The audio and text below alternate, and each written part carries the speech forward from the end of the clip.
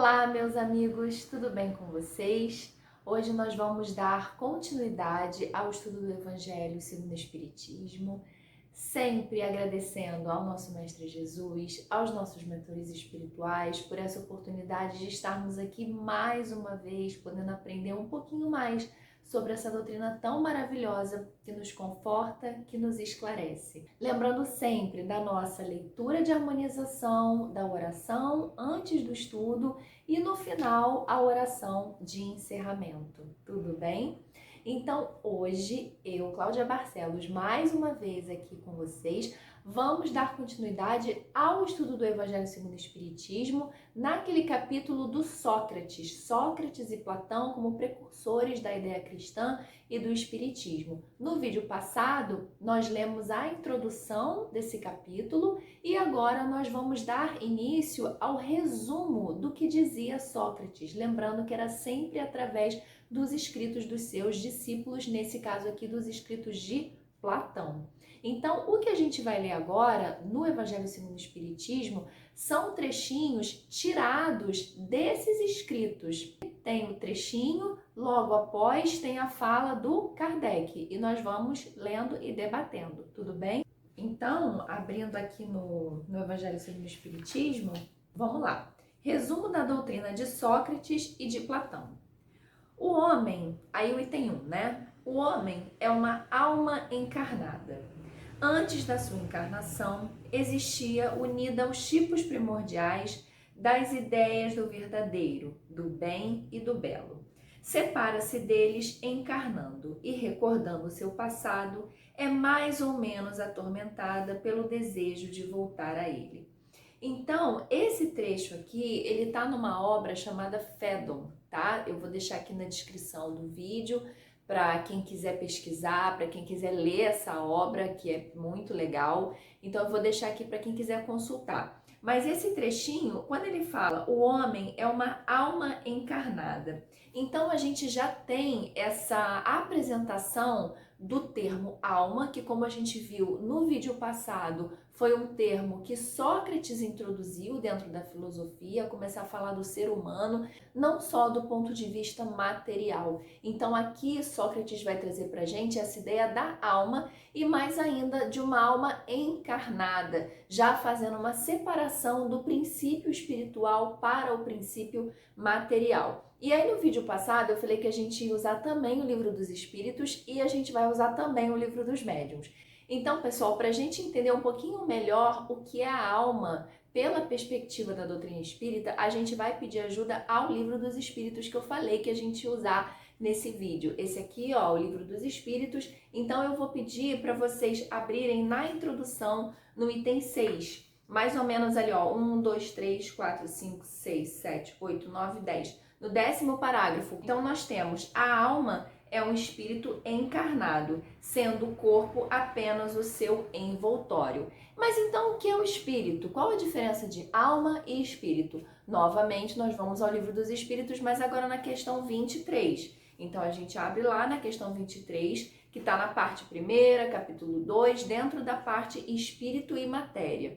Então, o que é o espírito? O princípio inteligente do universo. Então, a gente entende que o termo espírito ele é mais abrangente, porque ele é o princípio inteligente do universo. Quando nós estamos encarnados e temos um corpo material, esse princípio espiritual passa a ser chamado de alma, como Kardec nos explica. Então, essa seria a diferença de alma para espírito.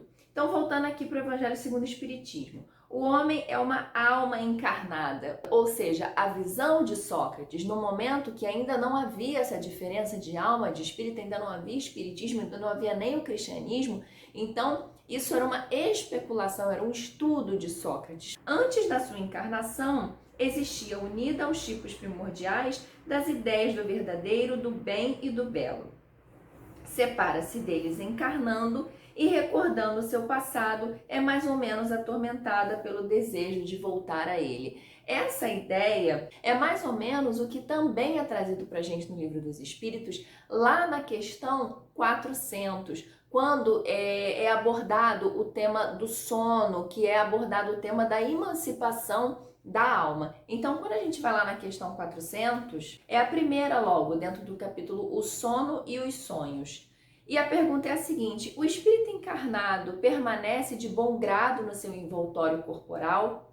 E aí vem a resposta da espiritualidade. É como se perguntasse se ao encarcerado agrada o cárcere. O espírito encarnado aspira constantemente à sua libertação e tanto mais deseja se ver-se livre do seu invólucro, quanto mais grosseiro é este. Então é claro que ao ler essa pergunta pode surgir uma dúvida: nossa, então toda hora a gente quer ir embora? Toda hora a gente quer ir embora desse corpo? Kardec aqui, quando está falando dessa pergunta, e a espiritualidade, quando responde, ele está falando de um desejo essencial do espírito, porque na verdade nós estamos aprisionados dentro desse corpo que é muito denso. Aqui no planeta Terra nós temos ainda muita densidade. Mas o que faz com que a gente queira ficar aqui? É o nosso instinto de conservação, que também está explicado aqui no Livro dos Espíritos. Então agora a gente vai lá na questão 702, dentro da lei de conservação. E aí vai ter a pergunta lá de Kardec: é lei da natureza um instinto de conservação? E a espiritualidade responde: sem dúvida, todos os seres vivos o possuem, qualquer que seja o grau da sua inteligência. Nuns é puramente maquinal, raciocinado em outros. E ainda 703. Com que fim outorgou Deus a todos os seres vivos um instinto de conservação? Porque todos têm que concorrer para cumprimento dos desígnios da providência. Por isso foi que Deus lhes deu a necessidade de viver. Acresce que a vida é necessária ao aperfeiçoamento dos seres. Eles o sentem instintivamente sem disso se aperceberem. Então, pessoal, essas questões que nós estamos lendo aqui são para dar suporte ao entendimento desse item. É claro que existe um estudo muito mais amplo de cada questão dessa, que é feito através do estudo do Livro dos Espíritos. Então, cada pergunta que a gente vai lendo vai gerando novas dúvidas. E com isso a gente vai gerando cada vez mais dúvidas, o que é muito bom. Mas para esse estudo de hoje, nós vamos ficar por aqui esclarecendo esses primeiros pontos. Eu sempre falo que se vocês tiverem alguma dúvida, para deixar aqui nos comentários, que nós vamos estudando juntos, o que é sempre bom. Então, pessoal, quando ele fala que essa alma ela fica mais ou menos atormentada, é justamente por isso, é por essa condição que a espiritualidade está dizendo aqui, que nós, na verdade, não percebemos, como ele fala, sentem instintivamente, sem disso se aperceberem, porque justamente nós temos um propósito aqui. É uma coisa que está sendo bem divulgada de uns tempos para cá, essa coisa do propósito, as pessoas quererem saber qual é o seu propósito na vida, mas a verdade é que, independente do propósito de cada um, todos realmente temos um. Então é por isso que nós temos esse instinto de conservação. Mas como reconhecemos instintivamente, inconscientemente, que a nossa pátria verdadeira, que a nossa morada verdadeira é a pátria espiritual, é como se o nosso lugar não fosse aqui de verdade, enquanto espírito. Nós estamos aqui de passagem, né? Como daria margem também a um outro estudo, falando do que estamos fazendo aqui, do que é a Terra, né? Esse hospital, essa escola, como muitos teóricos chamam, né? Então estamos aqui temporariamente, de passagem, como muitos falam também. Depois retornaremos à nossa pátria espiritual. Então, é disso que ele está falando nesse primeiro trechinho. E agora a gente vai ler o desenvolvimento de Kardec. Então ele fala: não se pode anunciar mais claramente a distinção e independência entre o princípio inteligente, que a gente leu lá na questão 23, que é falando do espírito, e o princípio material, que seria o nosso corpo, esse corpo denso que a gente consegue tocar, palpável. É, além disso, a doutrina da preexistência da alma, a vaga intuição que ela guarda de um outro mundo, a que aspira da sua sobrevivência ao corpo, da sua saída do mundo espiritual para encarnar e da sua volta a esse mesmo mundo após a morte. É finalmente o germe da doutrina dos anjos decaídos. Então, voltando aqui, quando a gente fala do princípio inteligente, é esse espírito que nós lemos na questão 23. O princípio material, o nosso corpo de carne. Depois ele fala a doutrina da preexistência da alma. O que seria essa doutrina da preexistência da alma? Vamos de novo lá no Livro dos Espíritos, voltar na introdução. E agora, na introdução, nós vamos ler um outro pedacinho, que está no primeiro, segundo, terceiro, quarto, quinto, sexto parágrafo. O mundo espírita é o mundo normal, primitivo, eterno, pré-existente e sobrevivente a tudo. O mundo corporal é o secundário, poderia deixar de existir ou não ter jamais existido, sem que por isso se alterasse a essência do mundo espírita. Então, aqui é o Livro dos Espíritos, esse trecho que a gente leu, já guardando semelhança com essa doutrina da preexistência da alma, que é o que Sócrates já falava nos seus textos. Ele continua, da vaga intuição que ela guarda de um outro mundo, que nós também podemos ver na questão 218, também do Livro dos Espíritos, dentro de ideias inatas.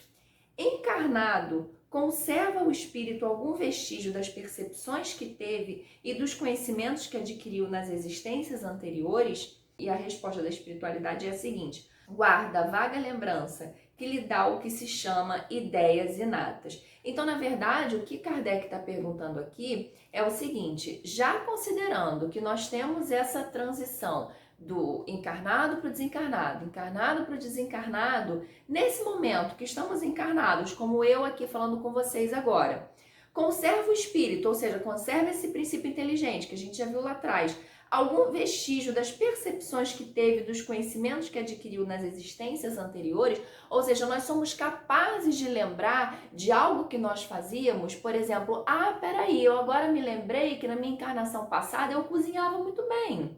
Nossa, agora de repente eu me lembrei que eu tive uma briga com aquela pessoa na encarnação passada, é por isso que eu não gosto dela.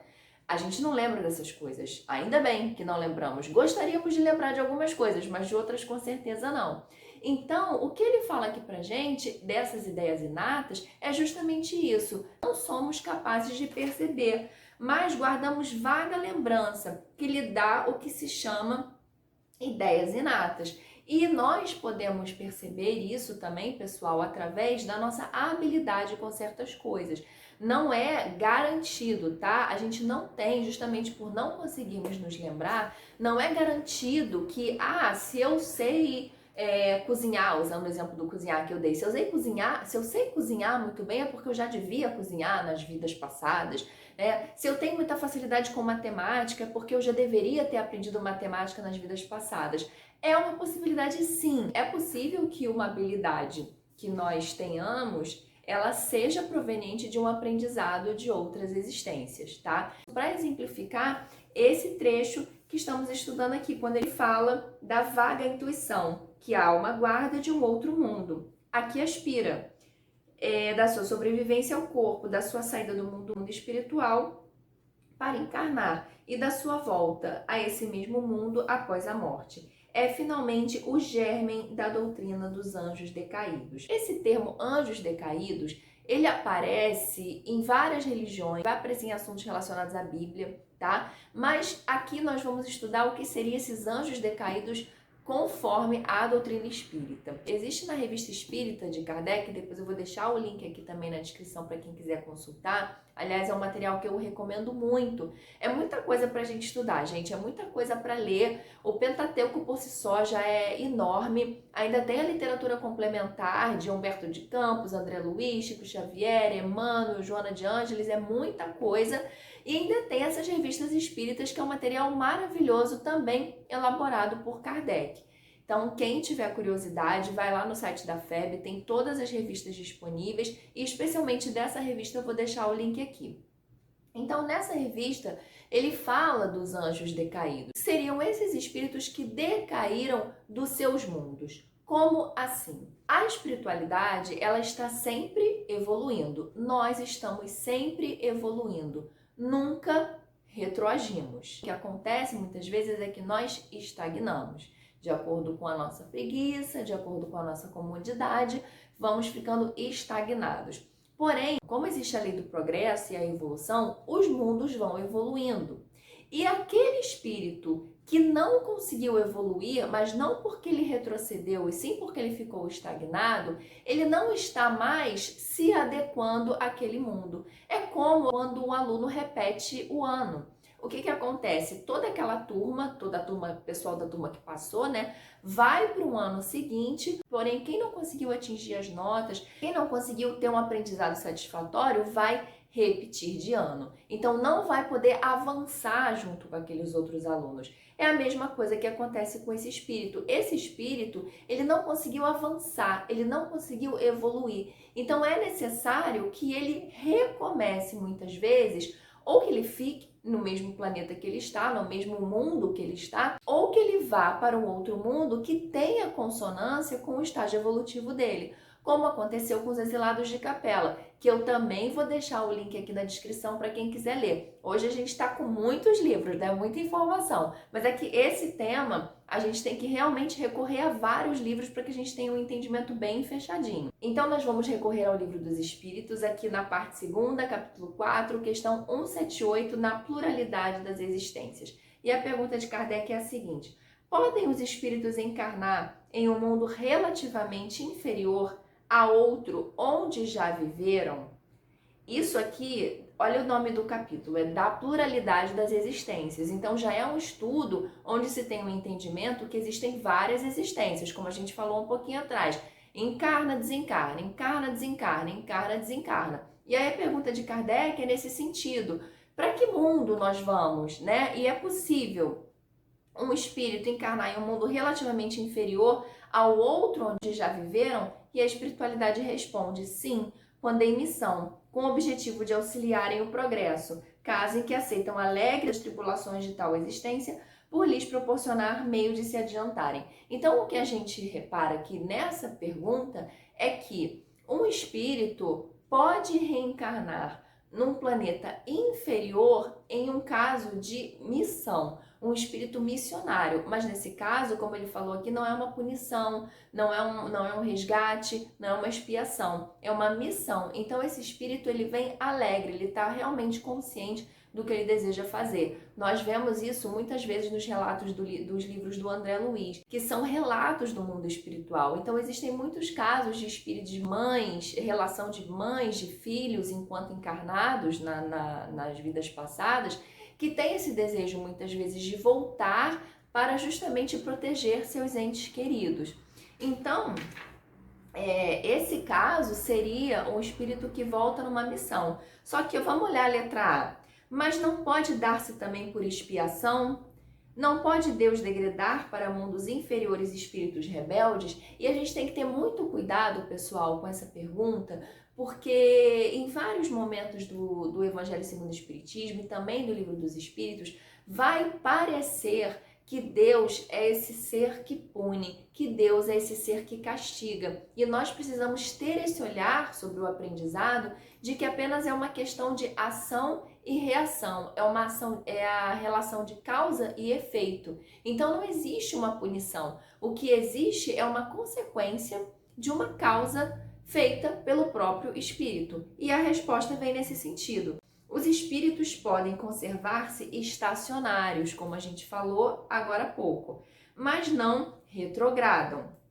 Em caso de estacionamento, a punição deles consiste em não avançarem, ou seja, a punição, que é já uma punição de consequência, não foi alguém que puniu, em recomeçarem no meio conveniente à sua natureza, as existências mal empregadas. Então, essa questão aqui, a 178A, ela explica um pouco dessa questão dos anjos decaídos, que na verdade são esses espíritos que precisaram mudar de esfera espiritual justamente porque eles não se adequaram àquela colônia, não conseguiram evoluir, melhor dizendo. E por isso, para o seu aprendizado, como eu dei o exemplo do aluno que repete a série, para o seu aprendizado é necessário que ele vá para um outro planeta condizente com o seu grau evolutivo. Tudo bem? E para terminar, pessoal, esse vídeo, né, queria fazer um esclarecimento sobre essa questão dos itens que nós vamos ver aqui trazidos por Sócrates. por que Sócrates falava essas coisas? Por que Sócrates tinha essas especulações falando de alma, né? E por que justamente ele é tido como um precursor da ideia cristã e do espiritismo? Porque Sócrates, com certeza, era mais um espírito encarnado, entre tantos que nós tivemos na nossa história, que já recebia intuições do seu gênio, né? Nessa época da Grécia Antiga, não se falavam em espíritos, falava-se em gênio, que era essa força, essa voz que algumas pessoas escutavam. Então Sócrates, ele escutava, ele se comunicava com o seu gênio, e era através dessa intuição que ele tinha essas ideias, que ele tinha esses esclarecimentos e deixou registrado através de Platão. E eu falei que a gente ia usar o livro dos médiuns, mas não vai ser esse monte de questão que a gente leu do livro dos espíritos. É só para a gente esclarecer essa coisa do gênio que eu acabei de falar. Então, quando a gente vai aqui no livro dos médiuns, apresentando o livro dos médiuns para vocês, lá no finalzinho, na segunda parte, capítulo 31, quando estamos nas dissertações espíritas, e vamos ler um trechinho do item 11. Quando ele fala, no primeiro parágrafo, ele vai falar que o dom da mediunidade é tão antigo quanto o mundo. Os profetas já eram médiuns. Os mistérios de Eleusis se fundavam na mediunidade. Os caldeus, os assírios, tinham médiuns. Aí ele vai falar, Sócrates era dirigido por um espírito que lhe inspirava os admiráveis princípios da sua filosofia. Ele lhe ouvia a voz. Então aqui também tá falando sobre vários outros assuntos, mas a gente destacou esse textinho só para dar apoio nesse nosso estudo de hoje. E como que eram conhecidos esses gênios? Eles eram chamados de daemons, né? Que na tradução seriam os demônios. Então, essa ideia que a gente tem de demônio significar algo ruim, algo do lado negro da força, digamos assim, não é a verdadeira acepção, porque demônio nada mais é do que daemon, que era esse gênio da Grécia Antiga, que são os espíritos. Tudo bem, pessoal? Então a gente vai ficando por aqui no nosso estudo de hoje. Hoje foi um monte de conhecimento, deve ter dado um pouco daquela confusão quando a gente está começando a estudar, mas é assim mesmo. Nós vamos agregando novas literaturas, novos trechinhos, e se você tiver alguma dúvida, você coloca aqui que nós vamos discutindo. Eu sempre falo que eu estou aprendendo junto com vocês. E é muito bom estar aqui estudando, é muito bom estar trocando conhecimento, dividindo conhecimento. Tudo bem? Não esqueçam, depois de terminar esse vídeo, de fazer a prece de encerramento. Eu espero vocês no próximo vídeo. Tchau!